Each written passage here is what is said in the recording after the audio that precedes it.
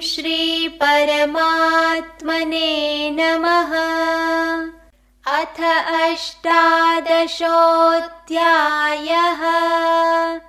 अर्जुन उवाच सन्न्यासस्य महाबाहो तत्त्वमिच्छामि वेदितुम् त्यागस्य च ऋषिकेश पृथक् केशिनिषूदन।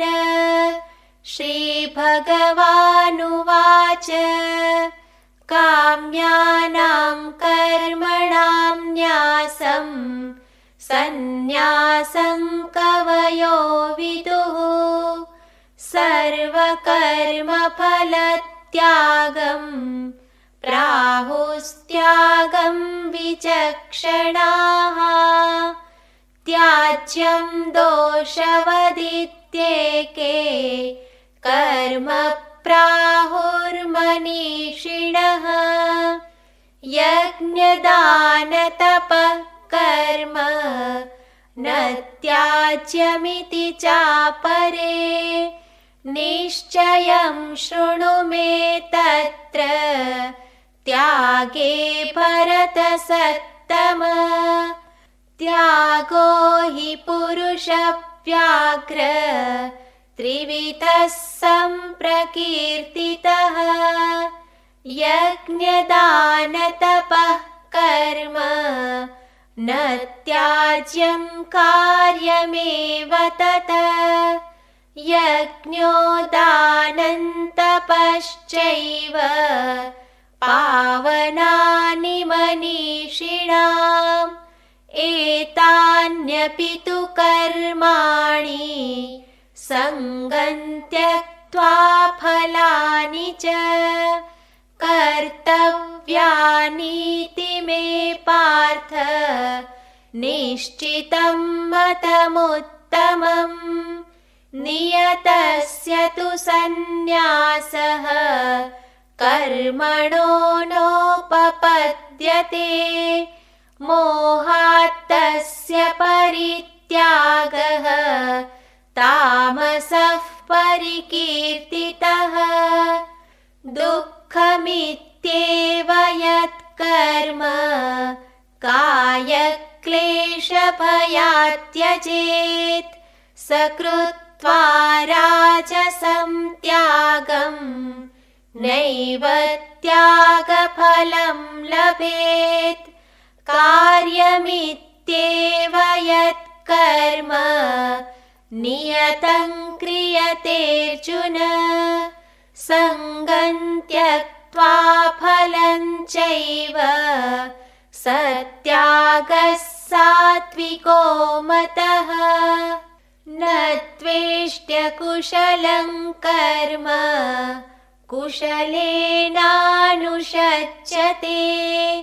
त्यागी सत्त्वसमाविष्टः मेधावी छिन्न संशयः।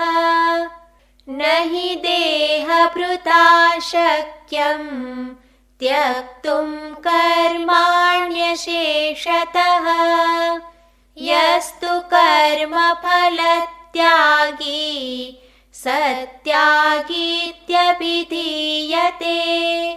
अनिष्टमिष्टं मिश्रं च त्रिविधं कर्मणः फलम्। भवत्यत्यागिनां प्रेत्य न तु सन्न्यासिनां क्वचित्।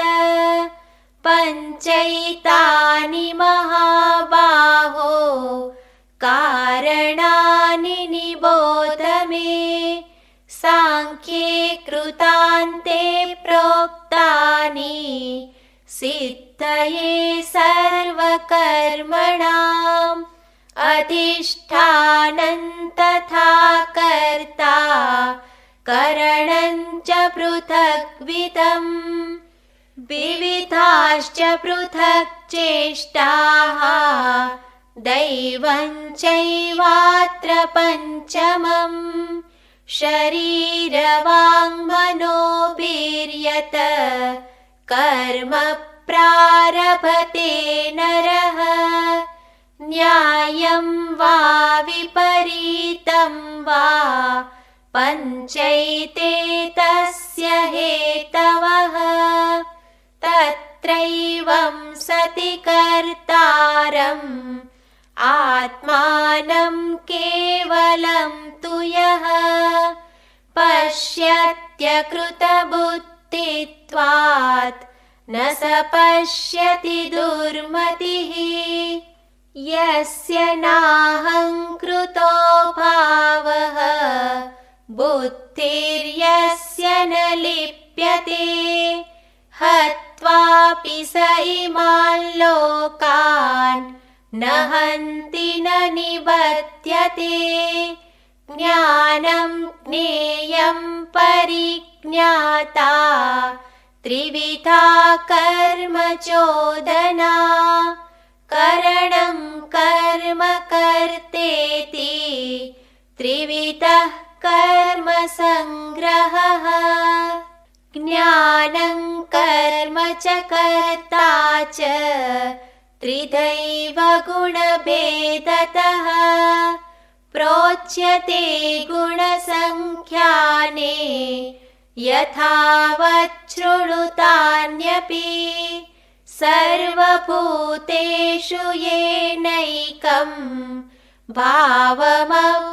भावमव्ययमीक्षते अविभक्तं विभक्तेषु तज्ज्ञानं विद्धि सात्विकम् पृथक्त्वेन तु यज्ज्ञानं नानाभावान् पृथग्विधान् वेत्ति सर्वेषु भूतेषु तज्ज्ञानं विद्धि राजसम् यत्तु कृत्स्नवदेकस्मिन् कार्ये सक्तमहैतुकम्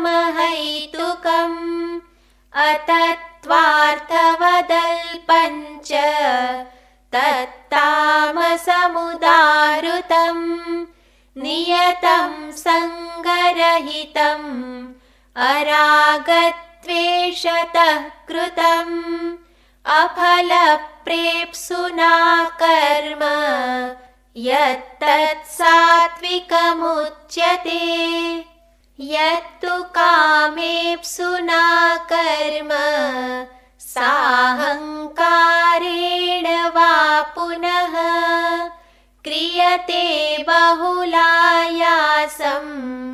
तद्राजसमुदाहृतम् अनुबन्धं क्षयं हिंसाम् अनपेक्ष्य च पौरुषम् मोहादारभ्यते कर्म यत्तत्तामसमुच्यते मुक्तसङ्गो नहं वादी धृत्युत्साहसमन्वितः सिद्ध्यसिद्ध्योर्निर्विकारः कर्ता सात्विक उच्यते रागी कर्मफलप्रेप्सुः लुप्तो हिंसात्मको शुचिः हर्षशोकान्वितः कर्ता राजसः परिकीर्तितः अयुक्तः प्राकृतस्तब्धः शठो नैष्कृतिकोलसः विषादी दीर्घसूत्री च कर्ता तामस उच्यते बुद्धेर्भेदं धृतेश्चैव गुणतस्त्रिविधं शृणु प्रोच्यमानमशेषेण पृथक्त्वेन धनञ्जय प्रवृत्तिं च निवृत्तिं च कार्याकार्ये भयाभये बन्धं मोक्षं च या वेत्ति बुद्धिः सा पार्थ सात्विकी यया धर्ममधर्मं च कार्यं चाकार्यमेव च अयथावत् प्रजानाति बुद्धिः सा पार्थ राजसी अधर्मं धर्ममिति या मन्यते तमसावृता सर्वार्थान् विपरीतांश्च बुद्धिः सा पार्थ तामसी धृत्या यया धारयते मनः प्राणेन्द्रियक्रियाः योगेनाव्यभिचारिण्या धृतिः सा पार्थ सात्विकी यया तु धर्मकामार्थान् धृत्या धारयतेऽर्जुन प्रसङ्गेन फलाकाङ्क्षी धृतिः सा पार्थ राजसी यया स्वप्नं भयं शोकं विषादं मदमेव च न विमुञ्चति दुर्मेधाः धृतिः सा पार्थ तामसी सुखं त्विदानीं त्रिविधं शृणु मे भरतर्षभ अभ्यासाद्रमते यत्र दुःखान्तं च निगच्छति यत्तदग्रे विषमिव परिणामे मृतोपमम् तत्सुखं सात्विकं प्रोक्तम् आत्मबुद्धिप्रसादजम् विषयेन्द्रियसंयोगात् यत्तदग्रे मृतोपमम् परिणामे विषमिव तत्सुखं राजसंस्मृतम् यदग्रे चानुबन्धे च सुखं मोहनमात्मनः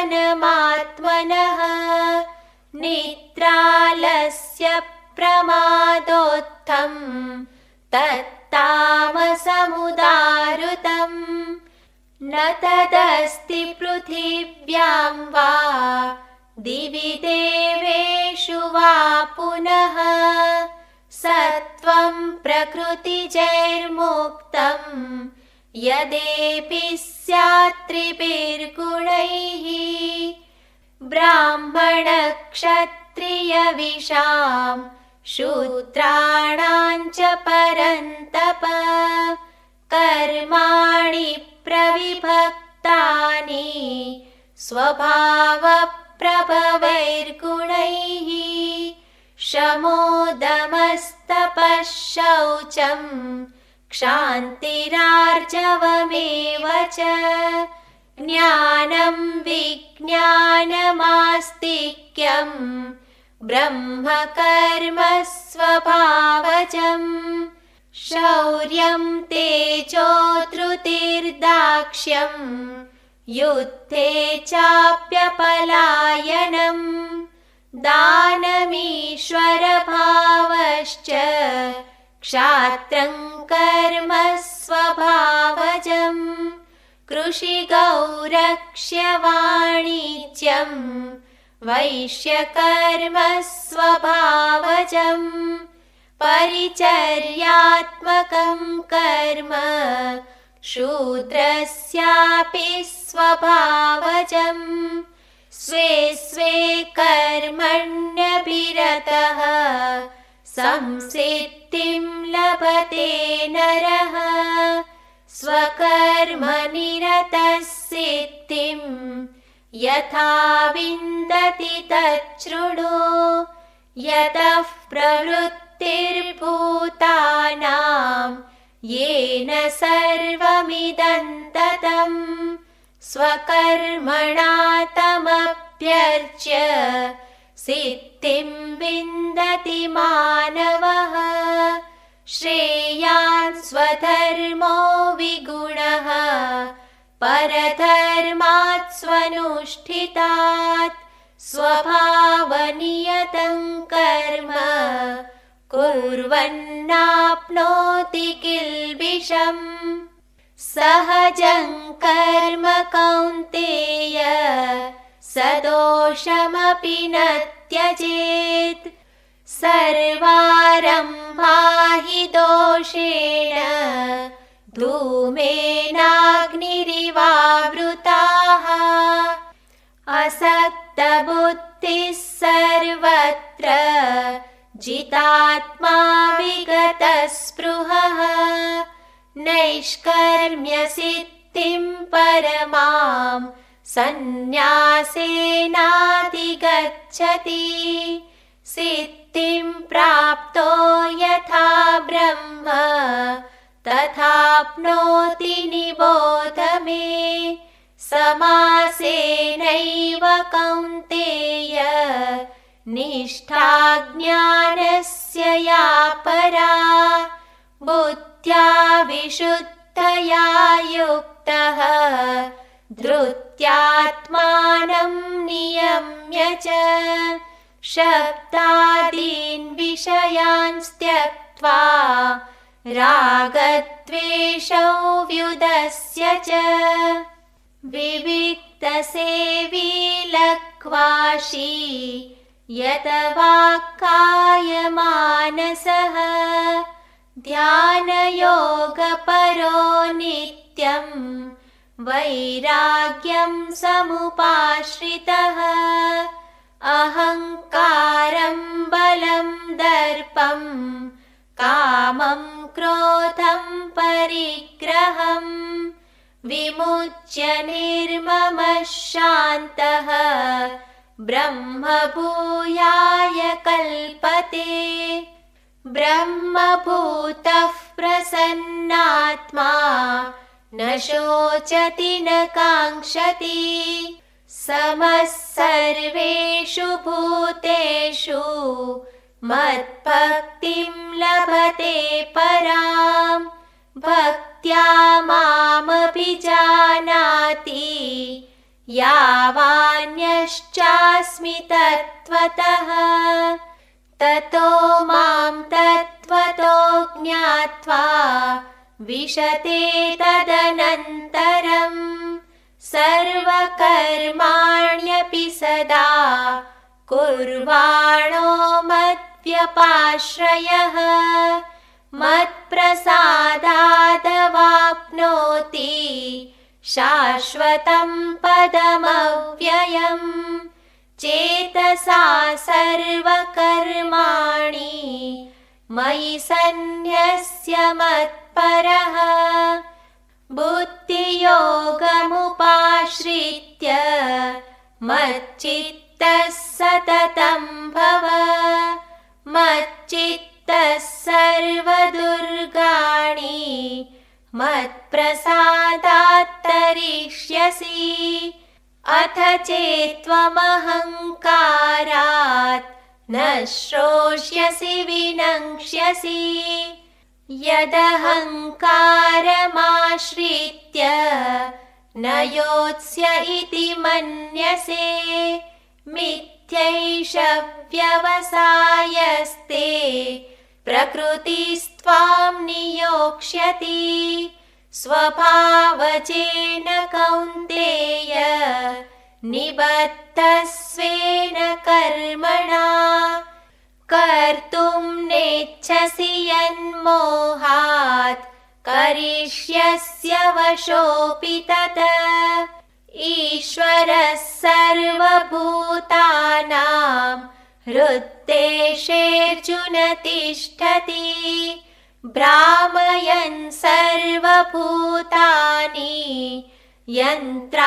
यन्त्रारूढानि मायया तमेव शरणं गच्छ सर्वभावेन भारत तत्प्रसादात् परां शान्तिं स्थानं प्राप्स्यसि शाश्वतम् इति ते ज्ञानमाख्यातं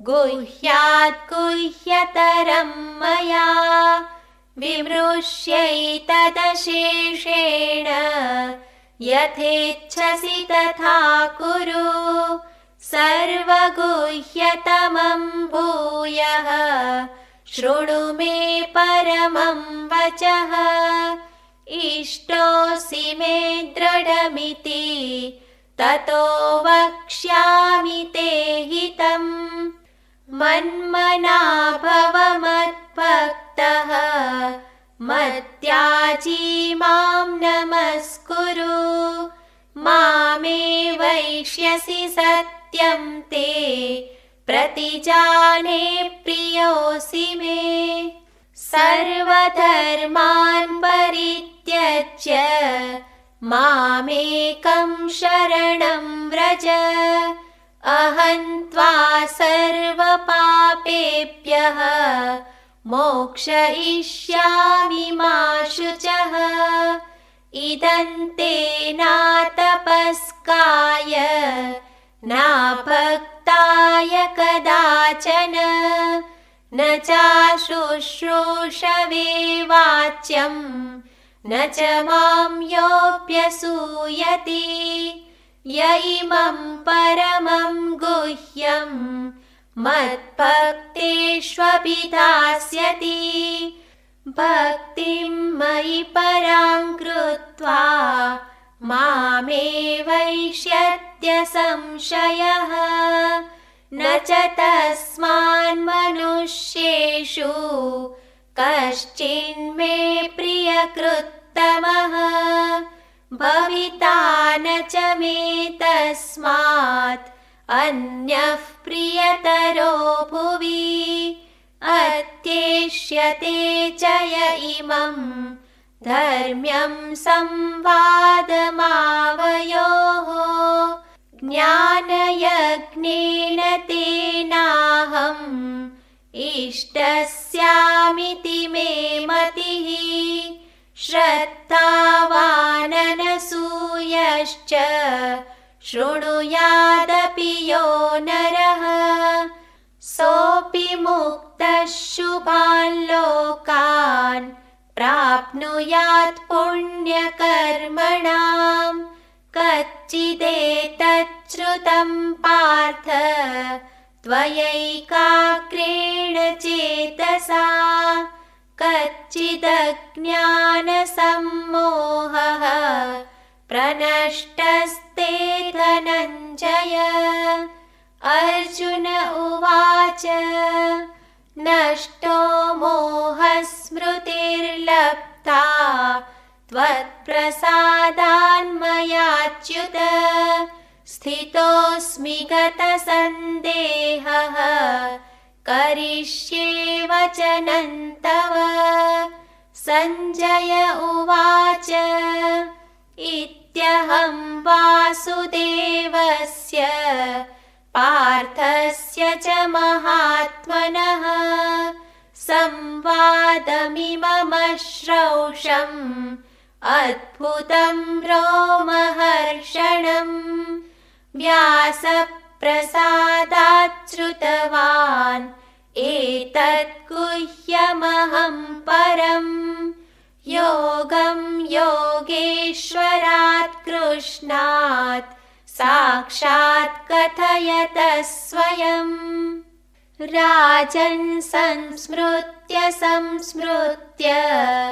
संवादमिममद्भुतम् केशवार्जुनयोः पुण्यं हृष्यामि च मुहुर्मुहुः तच्च संस्मृत्य रूपमत्यद्भुतं हरेः विस्मयो मे महान् राजन् हृष्यामि च पुनः पुनः यत्र योगेश्वरः कृष्णः यत्र पार्थो धनुर्धरः तत्र श्रीर्विजयो भूतिः ध्रुवा नीतिर्मतिर्मम यत्र योगेश्वरः कृष्णः यत्र पार्थो धनुर्धरः मातरः तत्र श्रीर्विजयो पूतिः ध्रुवा नीतिर्मतिर्मम। ॐ तत्सत्। इति श्रीमद्भगवद्गीतासु उपनिषत्सु ब्रह्मविद्यायां योगशास्त्रे श्रीकृष्णार्जुनसंवादे मोक्षसंन्यासयोगो नाम अष्टादशोऽध्यायः। सर्वधर्मान् परित्यज्य मामेकं शरणं व्रज अहं त्वा सर्वपापेभ्यः मोक्षयिष्यामि मा शुचः। हरिः ओम्।